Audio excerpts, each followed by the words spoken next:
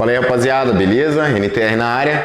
Hoje falar sobre vedação de cilindro e cabeçote. Como a gente faz aqui essa vedação, principalmente em motores que tem muita taxa de compressão ou um aumento significativo de cilindrada, né? Principalmente parte de pistão. Vamos lá?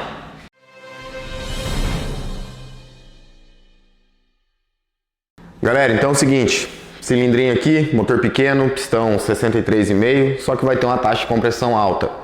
Existem algumas maneiras de fazer isso, tá? Cada um aí adota uma maneira diferente, eu prefiro fazer assim. Acaba se tornando uma junta que eu posso trocar depois, que é a utilização de O-ring, um anel de cobre que a gente coloca aqui no colarinho da camisa e ele faz a vedação. Eu tenho por costume não utilizar junta de cabeçote nesses motores, tá? Então eu prefiro fazer dessa maneira, eu uso a junta de cilindro e a de cabeçote eu prefiro não utilizar. E aí eu coloco um anel de cobre aqui. Outras maneiras que também é possível fazer é deixar esse colarinho um pouco mais alto, né? Colarinho é essa parte da camisa aqui, que fica aparente, né? Ela é mais larga que a parte de baixo aqui, né? Ela fica aparente. Deixar ele um pouquinho mais alto que o cilindro, né? E aí quando você dá o aperto, você torqueia os parafusos aqui, ele assenta. Fazer vários frisos aqui, a galera também faz isso, tá? Eu prefiro fazer dessa maneira aqui, beleza? Então como que eu faço isso aqui? Primeiro passo, quando em camisa, então a gente manda fazer um frisinho. Esse friso aqui, né, essa parte afundada aqui que é feita, ela vai depender de qual vai ser a espessura do anel de cobre que você vai utilizar. E qual que a gente usa aqui? Eu prefiro utilizar esses fios de bobina mais finos, tá? Esse aqui é um fio 0,8, isso aqui é essa matéria-prima aqui é uma bobina de luz, de farol, daquelas ignições Magnetron para RD135. Tá? Você compra uma dessa aqui, ela dura tempo, tá? Então é bom ter uma ou duas aí na oficina para utilizar. Tem gente que utiliza fio de estator, já usei também, só que o fio ele é muito grosso, tem que fazer muito profunda a canaleta aqui do cilindro e eu não gosto muito, tá? Ele sendo mais fininho, ele dá ainda mais pressão ali na hora da vedação, tá? Então eu vou mostrar aqui para vocês como que a gente corta ele, encaixa ele no local e passar algumas dicas. A gente vai aproximar a câmera aqui para ficar mais fácil para visualizar.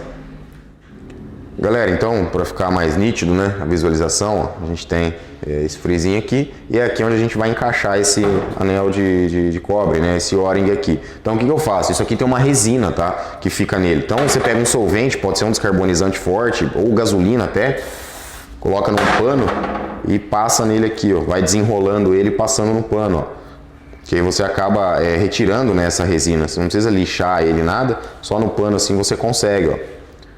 Então você vai passando ele assim, ó, ele já vai, né, dando uma alinhada aqui nesse arame, nesse cobre, e já retira essa resina. Tá?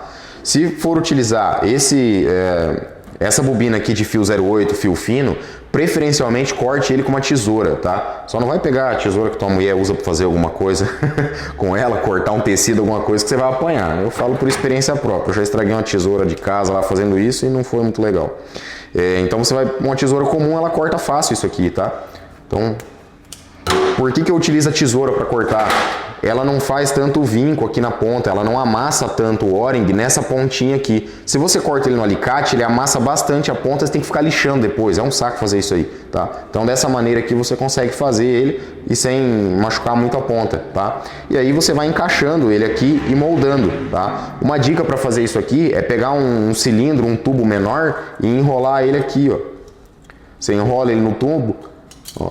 Ele já fica no formato mais parecido, fica mais fácil para você vir ajustando e cortar depois no espaço necessário, tá? Então eu tenho alguns aqui que já foram cortados num espaço razoavelmente correto. Deixa eu encaixar bem ele aqui. E fica uma leve pontinha, deixa eu ver aqui, vai ser um pouco difícil de ver, mas fica uma leve pontinha de espaço, né, de abertura aqui, um gap, né, que fica de abertura. Vamos ver se pega melhor assim. Para que serve esse gap aqui que sobra, né? Porque vai esmagar esse anel de cobre. Quando a gente torquear aqui o cilindro, o cabeçote, ele vai esmagar. Então ele tem que ter um espaço para onde esmagar. Então a gente deixa um pequeno gap aqui e também faz esse friso aqui da camisa um pouco mais largo, né, que o O-ring. Tá? Lembrando que esse O-ring tem que ficar um pouquinho saltado aqui, tá? Para ele esmagar, senão não vai adiantar nada, não resolve colocar. Tá? E uma folguinha lateral aqui. E aí dessa maneira a gente consegue colocar ele aqui. Só que ele não para no lugar, né? É um pouco ruim de fazer ele parar no lugar. Então o que a gente faz? Primeira coisa, eu pego ele aqui e deixo esse entre pontas na direção de um prisioneiro. Por que eu faço isso? Aonde vai ser o ponto de maior pressão quando você torqueia o cabeçote? Vai ser nos prisioneiros. Então, se eu deixo ele com o ponto de maior pressão aqui, ele vai esmagar um pouquinho mais essa ponta aqui e vai fechar esse gap de anéis, tá? E aí não tem perigo de queimar isso daqui, né? De passar a compressão por isso aqui. E para fixar ele no lugar, você pode utilizar a super cola, super bonder mesmo, ou um silicone. Eu prefiro usar o super bonder, que é mais fácil, né? Então dá 4 pinguinhos, um em cada canto aqui. Você trava ele aqui e ele vai ficar com essa aparência, ó, depois de fixado, tá? E aí com isso a gente consegue montar o cabeçote aqui e não ter vazamento. Lembrando que eu não faço isso em motores com taxa de compressão baixa, tipo motores a gasolina ou com cilindrada baixa, tá? Eu só faço isso aqui quando tem uma cilindrada razoavelmente alta ou quando tem muita taxa de compressão. Ainda mais em Titan 150, isso aqui é campeã de queimar aqui, né? Então muitas vezes a gente tem problema em queimar a junta de cabeçote ou quando não usa a junta, mesmo deixando o colarinho mais alto, ela vazar aqui.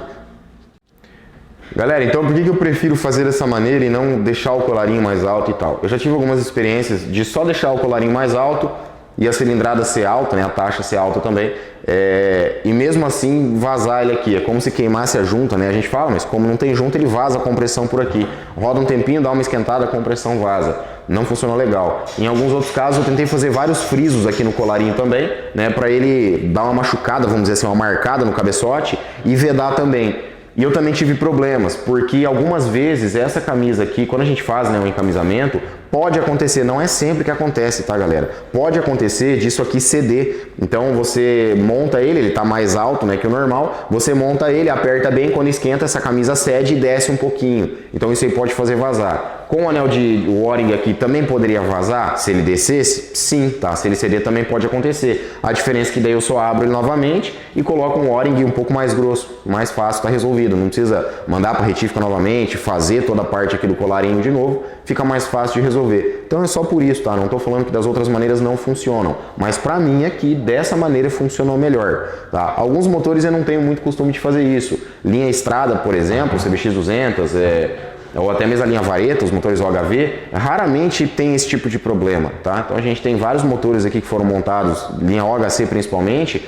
com 15, 16 de taxa, pistão 67, 68, 70, e não tivemos o problema de queimar a junta aqui, tá? De vazar compressão. Então eu nem perdi tempo em tentar fazer esse tipo de anel. A gente faz isso aqui realmente só quando tá tendo o problema, né? E como a Titan 150 me deu bastante dor de cabeça nessa questão, eu sou meio...